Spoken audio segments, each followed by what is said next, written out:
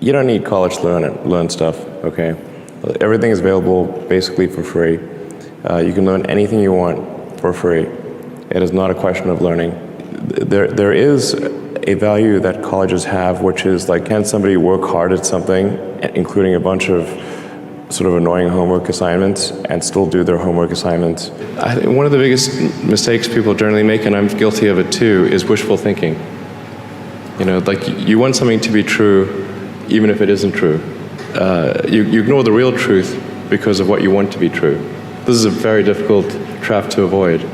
Depending upon how well you want to do, and particularly if you're starting a company, you need to work super hard. So what does super hard mean? Well, when my brother and I were starting our first company, instead of getting an apartment, we just rented a small office and we slept on the couch. And we're so hard up, we had just one computer. So the website was up during the day, and I was coding at night. 7 days a week, all the time. And I sort of briefly had a girlfriend in that period, and in order to be with me, she had to sleep in the office. That's like the main value of college. And then also, you know, if you probably want to hang around with a bunch of people your own age for a while instead of going right into the workforce. So I think colleges are basically for fun and to prove you can do your chores, but they're not for learning. I think failure is bad. I don't think it's good. But if something's important enough, then you do it even though the risk of failure is high. My advice if somebody wants to start a company is they should bear in mind that the most likely outcome is that it's not going to work. And they should reconcile themselves to that strong possibility. And they should only do it if they feel that they are really compelled to do it. Work hard, like, I mean, every waking hour. That's the thing I would say particularly if you're starting a company. And I mean, if you do simple math, say like, okay, if somebody else is working 50 hours and you're working 100, you'll get twice as much done in the course of a year as the other company. If you're trying to do something exceptional, they must have evidence of exceptional ability. I don't consider going to college evidence of exceptional ability. In fact, ideally, you dropped out and did something. I mean, obviously, you know, we look at like, you know, Gates is a pretty smart guy, he dropped out. Jobs, pretty smart, he dropped out. You know, Larry Ellison, smart guy, he dropped out. I'm like, obviously not needed. So, did Shakespeare even go to college? Probably not. What sort of things do you look for in people or in processes that make the workforce better?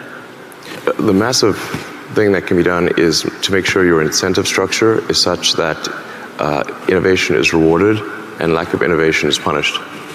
If somebody is innovating and making good progress, then they should be promoted sooner.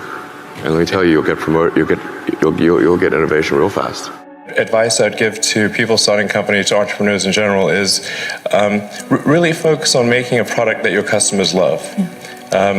It's so rare that you can buy a product and you love the product when you bought it. There are very few things that fit into that category. And if you can come up with something like that, your business will be successful for sure.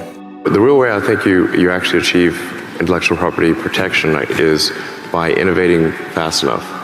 If your rate of innovation is high, then you don't need to worry about protecting the IP because other companies will be copying something that you did years ago. And that's fine, you know.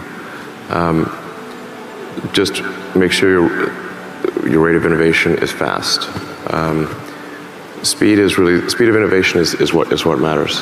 Don't just follow the trend.